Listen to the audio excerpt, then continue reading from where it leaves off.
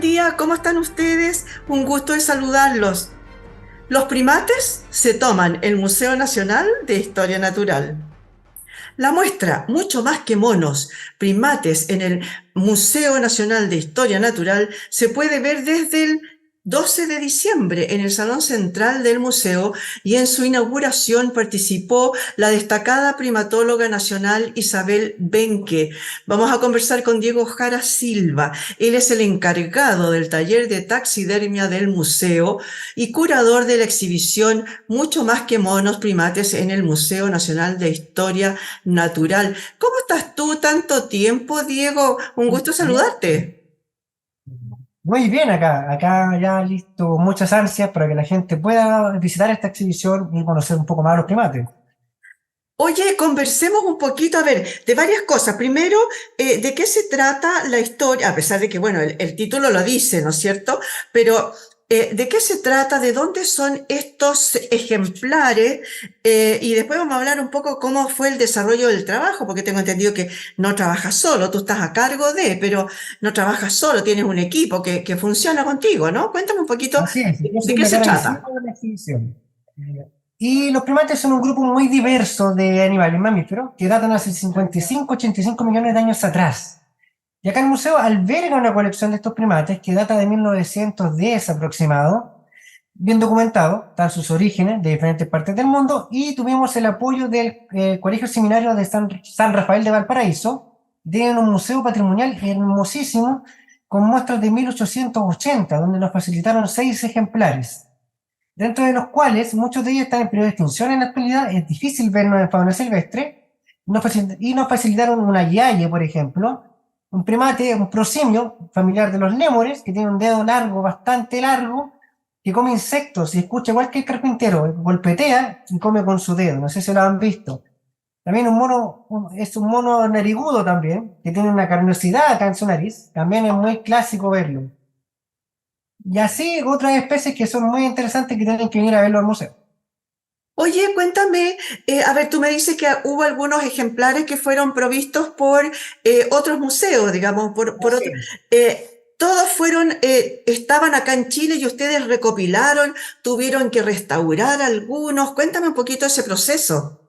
Así es. Como son animales que son patrimoniales, tienen más de 100 años muchos de ellos, se hizo un proceso de curatoría y de restauración integral, donde llego al delgado límite de qué es lo que tengo que hacer yo en ese ejemplar. ¿Lo puedo restaurar? Sí, pero ¿con qué criterios? No lo puedo intervenir completamente porque pierde su valor histórico y su valor patrimonial. Entonces se interviene con cosas que son reversibles en el tiempo, pintura, por ejemplo, restauración cromática. Se vuelven a pintar algunos tonos que se perdieron con la luz, que se fueron quemando esos tejidos con la luz UV y perdió su color. Los pintamos. Restauración de falanges, de los deditos. Muchas de ellas se fueron rompiendo con el paso del tiempo, en movimiento y cosas, y fueron restaurados con una masilla, que esa masilla se puede revertir también con agua en el futuro, si alguien quisiera como revertir el proceso. Y son procesos que no son dañinos y sí se hacen que sea estético el animal y se pueda ver muy bien para una exhibición. Oye, y cuéntame, a ver, un poquito de la inauguración, ¿no? Que fue hace unos poquitos días. ¿Me puedes contar cómo fue la recepción? ¿Hubo mucha gente? ¿Cómo estuvo el tema de la Isabel Benque, que ha estudiado el tema de los bonobos, ¿no? Es una chilena muy conocida. ¿Cómo fue ese tema de la inauguración? Así es, estuvo muy interesante la inauguración. Contamos con la presencia del director del Servicio de Patrimonio, contamos con la presencia de la subsecretaria de Cultura, contamos con Isabel también, que es primatóloga conocida, es chilena, hizo su tesis y mucho tiempo en África estudiando los bonobos como especie. Contamos con Alianza Estratégica, tuvimos a gente del WINSO también, que incluso cerramos un convenio con ellos de colaboración estricta de ciencia. Y muchas visitantes también de diferentes índoles, desde el arte, de la ciencia, de la cultura. Oye, cuéntame, a ver, se supone, no sé, que la exposición está abierta para todo tipo de público, pero Sí, obviamente debe ser mucho más dedicada a niños, ¿no? A así es. adolescentes, a chicos estudiantes. Cuéntame, ellos cuando van ¿tienen la posibilidad de conversar con alguien, que alguien les diga de qué se trata cada uno? ¿Hay especies de visitas guiadas? No en este momento, no está considerada la visita guiada, pero sí estamos planteando durante el verano hacer carritos educativos. Entonces van a incluir a mi persona, donde le puedo dar una inducción también y tener gente especializada acá en el museo, como guías turísticos, donde te dan una charla, una breve charla. Ahora, esta exhibición, la gracia que tiene, que el lenguaje es coloquial, se supone que el lenguaje es transversal, entonces puede entenderlo desde un niño desde 5 años hasta un adulto de 99. Terminamos muchos términos que son muy complejos zoológicamente, los redujimos, los pusimos coloquiales. Entonces es entendible. Oye, y lo otro, yo me imagino que la gente, a ver, la taxidermia es una ciencia, paciencia, como decían ustedes, Claro, pero además es una ciencia poco conocida, la gente no sabe mucho de qué se trata. Me imagino que tienen de alguna manera fórmulas para ver lo que hacen en los talleres. no, no precisamente. Ah, Esto ya. era de esa otra exhibición. Lo que sí planteamos acá fue el espécimen in situ, que ya está preparado ese ejemplar. Datan su rótulo del tiempo de que tiene, que son de 1914, 1910, 1880, está plasmado ahí. Y contempla también como la forma de conservación, que el 70% de los especímenes de Sudamérica están en peligro de extinción, y en el mundo, de las 500 especies de primates que tenemos, el 50% está en peligro de extinción. Entonces está enfocado con más eso. Ya, perfecto. Bueno, la lógica indica eso, ¿no es cierto? Para que se puedan preservar y lo podamos conocer, de qué se tratan, etcétera. ¿De dónde sacan los originales, digamos? Porque yo sé que ahora para la exposición usaron cosas de distintos lados acá, pero los originales para hacer el proceso de la taxidermia, ¿de dónde los sacan? ¿Tienen convenios con otros museos? ¿Tienen convenios con zoológicos? Cuéntame cómo es el tema ahí Ya, en general, en la parte internacional, digamos. muy buena pregunta. Entonces, frente a eso, lo primero que hicimos, cuando empecé a plantear este guión, era completar un árbol, que es como situando las especies de cada una para completarlo. Entonces tuvimos que poner en contacto con museos internacionales, con el Museo Smithsoniano, el Museo de Londres, el Museo Americano, para que nos enviaran sus imágenes en 3D, para imprimir esos cráneos, para completar este árbol. Y tenemos ejemplos como este es un pequeño cráneo, en este caso es un humano, que está impreso en 3D. Gracias a eso pudimos elaborar 25 modelos anatómicos que son tomados de tomografías reales y fueron tomados en otras partes del mundo y nosotros lo imprimimos y lo pusimos en exhibición para completar nuestro gran árbol de primates. Y tenemos representados casi todas las familias. Otra Ah, de las formas de obtención son ejemplares que estaban en nuestras colecciones, que fueron adquiridos, comprados en esa época por Filippi, uno de los primeros directores. Entonces, entre 1890 a 1889, más o menos esos años por ahí, compraron mucha fauna que le ofrecían grandes casas comerciales y eran traídos directamente del país de origen. perfecto. Oye, En la Diego, actualidad sí tenemos convenios con zoológicos. Parques zoológicos cuando un animal fallece de causas naturales o cuando no son competentes con la vida, llegan acá y se preparan en fresco para complementar la exhibición en este caso, o para ingresar a colección, no sé, que va a quedar registrado en el museo para la posteridad. oye, y respecto de la taxidermia misma, ¿cómo estamos respecto del resto del mundo? Ustedes tienen que viajar, tú viajas, por ejemplo, a ver nuevas técnicas, nuevos, no sé, técnicas, obviamente, algún tipo de líquidos distintos, etcétera. Así es. No sé, yo invento porque, porque la verdad que no sé mucho, Una salvo lo muy que buena hemos pregunta. conversado. Cuéntame. Una muy buena pregunta. Siempre hay que estar actualizado. Por ejemplo, este año por primera vez participé en varios congresos de anatomía, que fue uno grande del Cono Sur, y ahí se encuentra uno con otros profesionales de otras partes del mundo que traen sus buenas, que presentan sus técnicas. Y nosotros también presentamos cosas, decimos cosas interesantes, con corazones, cómo conservar órganos también, cómo conservar tejidos. Y uno va cambiando esa técnica, ¿verdad? Con gente de Argentina, de Brasil. Yo me capacité ahora, el año pasado, en plastinación, que es como bodies. Ya, oye, Un y, curso de plastinación en la Facultad de Medicina Humana en la Universidad de la Frontera. Oye, y tú mencionaste delante y nos mostraste ahí un algo hecho por inteligencia, Por 3D. por Sí, sí, 3D. la Cuéntame, ¿cómo impresión. están usando la tecnología en las reparaciones o todavía es punto por Bueno, punto? siempre un paso adelante, así me gusta. Ya lo utilizamos y por primera vez este año describimos y vamos a publicarlo. Es hacer un maniquí, que es lo que va dentro de la taxidermia, ese es un maniquí. Lo hicimos 3D completo. Escaneamos un pudú, que es una especie nativa, que está en estado de conservación vulnerable en nuestro país. Lo escaneamos. Este fue un pudú que llegó por causa antrópica, murió como siendo atacado por perros y murió de un infarto. Y llegó acá, lo trajo el SAC, lo escaneamos con unos escáneres especiales que son como una pistolita y lo digitalizamos. Y después de eso, un proceso de limpieza en el computador se pudo imprimir. Y a esa impresión le pusimos su piel. Y nos da un ejemplar uno a uno. La escala es igual y la musculatura es igual. Entonces mejora mucho su anatomía. Pero por supuesto, qué maravilla, porque en realidad la tecnología hoy día aplicada a este tipo de cosas es perfecta, ¿no? Y ustedes cuéntame cómo está con el tema de los recursos, porque de repente no necesariamente, o sea, a lo mejor está la tecnología, pero no tenemos las lucas para comprarla, para tenerla, ¿no? Sí. Para aplicarla. Si bien es cierto, es un tema sensible, tenemos recursos limitados, estamos ajustados, pero existen las alianzas estratégicas. Entonces, gracias a diferentes esfuerzos, pueden ir cayendo cositas.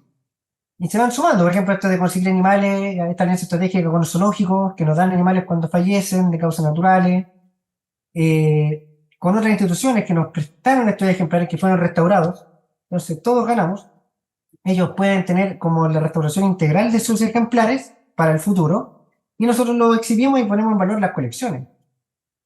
Oye, ¿cuántos trabajaron contigo en el proyecto y cuánto tiempo se demoraron en preparar la exhibición de ahora?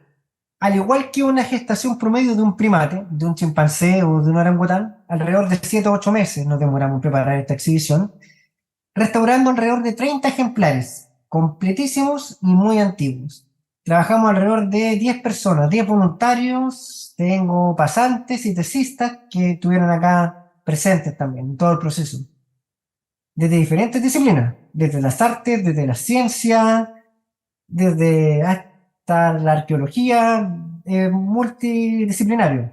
Eso justamente te quería preguntar porque tengo entendido que tú eres médico veterinario, pero Así es. yo creo que hay otras disciplinas que también tú necesitas que intervengan, ¿verdad? Así es. Por ejemplo, tengo dos estudiantes de pedagogía en biología que le dan al contenido, tienen mucha carisma también por la restauración, dotes de pintura.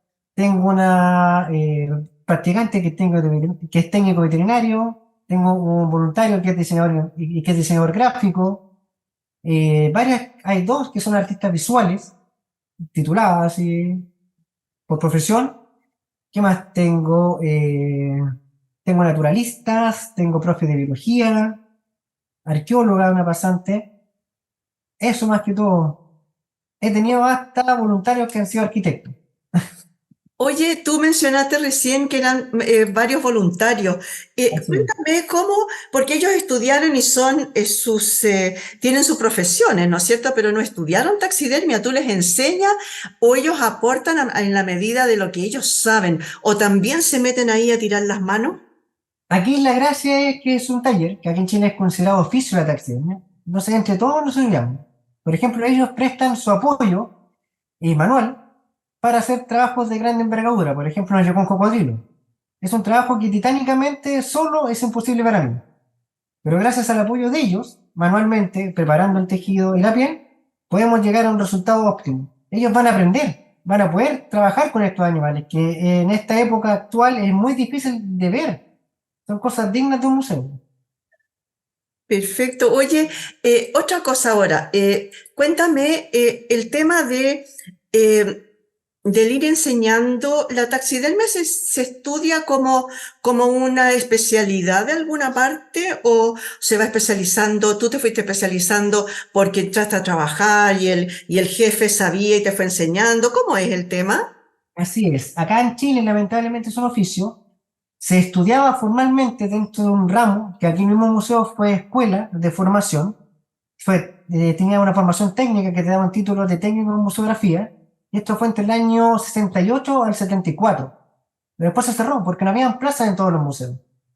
Y fueron dos generaciones. De esta generación estaba mi antecesor, que era Ricardo Vergara, que fue mi predecesor en taxidermia, formó toda su familia, estuvieron haciendo taxidermista acá en el museo. Entonces tienen el oficio y se lo van enseñando de maestro a alumno.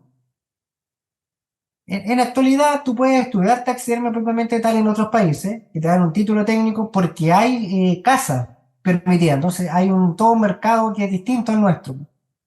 Acá no. Acá es un oficio, como les comentaba, y se aprende de maestro a alumno. Oye, para ir Igual, terminando, ¿por qué no me sí, cuentas cuál es la idea, a ver, cuál es la idea de fondo, digamos, de mantener estas especies u otras, no necesariamente estas de los monos, digamos, taxidermizado en el Museo Nacional de Historia Natural? ¿Cuál es el fondo, cuál es el fundamento, por qué funciona? ya, yo creo que en la actualidad estamos también en tiempos de cambio. Cada vez estamos cursando una sexta extinción masiva. Hay menos especies, se están muriendo mucho. Hay muchas especies que están en peligro de extinción y el museo tiende a ser una cápsula en el tiempo y una especie de banco. Y esos animales quedan depositados acá para el futuro, para la posteridad, para las futuras generaciones. Tú cuando quieras ver especies que están extintas, tienes que recurrir a un museo, lamentablemente. Por ejemplo, tenemos en extinción la ranita de Darwin. Y hace un par de semanas estuve trabajando con ranitas de Darwin que estaban extintas ya en esa región, eran del norte del país. Ya no se ven. Y están acá depositados los últimos ejemplares. Son valiosos biológicamente porque tienen todo un pool genético y análisis que se pueden desarrollar después en esos ejemplares. Si en algún momento quisiéramos recurrir a su ADN, se podría eventualmente sacar ese ADN. Y se pueden comparar con las especies actuales. Hay especies que son más pequeñas ahora como eran antes, en el pasado también. Oye, y en el caso de lo que tú acabas de mencionar de la ranita de Darwin, cuéntame cuál es la idea, porque ahí ellas existen todavía, encontraron de nuevo, ¿no? Aparecieron algunos ejemplares. La idea es entonces trabajarlos para volver a introducirlos a su hábitat. ¿Ellas cambiaron de hábitat? ¿Cómo es el tema ahí? Sí. Si uno hace estudios como per se, hay una coevolución con ese ambiente. Se va adaptando a esa especie, pero los cambios son muy paulatinos. Entonces esta especie ya no existe donde estaba. Ese humedal donde fueron colectadas en 1887 ya no existe en la actualidad. Entonces se extinguió esa especie, se secó su humedal y las especies perecieron en el tiempo. Y si tú buscas la distribución natural de la especie, ya no está ahí. Este es un sesgo en la historia. Y queda como un dato histórico. Oye, y ahora sí que para ir, Existe la ahora del sur. sí, ahora sí que para ir terminando, cuéntame cuál sería entonces la importancia de mostrar estos primates que no son propios de acá. Acá no se ven, salvo en los zoológicos, ¿no es cierto? Pero acá no hay en estado natural, digamos. ¿Cuál es la importancia para los chicos de hoy día, para las personas, para todos en realidad, los visitantes? ¿Por qué hay que estudiar los primates? Bueno, dicen que son nuestros antepasados, pero... ¿Mm? Muy buena pregunta. Y rompo el mito. Tú misma dijiste que no tenemos, pero sí tenemos en exhibición al Chilezeus, que es el primate extinto fósil que tenemos acá en Chile y estuvieron acá presentes. Y tenemos en exhibición al Chilezeus. Tiene 20 millones de años. Chile Central era un valle hermoso, tenía mamut, como los gonfoterios, que ese es su nombre, tigre dientes de sable, había muchas especies de megafauna que se extinguió. Y están sus restos. Y exhibimos por primera vez en Chile el Chilezeus, que es un pequeño primate, que lo pueden venir a ver. Y la importancia que tiene es la forma de conocerlo, por ejemplo, diferenciar a un prosimio, que son los más antiguos, son primates con forma de zorrito, ojitos más primitivos, son nocturnos, crepusculares, insectívoros. Después salta la historia evolutiva hacia los monos propiamente tal, que son los que tienen cola, monos de África, monos de Asia, propiamente tal. Y después saltamos a los simios en una escala evolutiva más cercana a nosotros, y los simios no tienen cola, son más grandes, tienen poco vello facial, entonces están más cercanos a nosotros. Somos parientes, pero no tan cercanos, tenemos un ancestro en común. Eso es lo interesante y lo apasionante de la exhibición, que puedes reconocer esos cambios.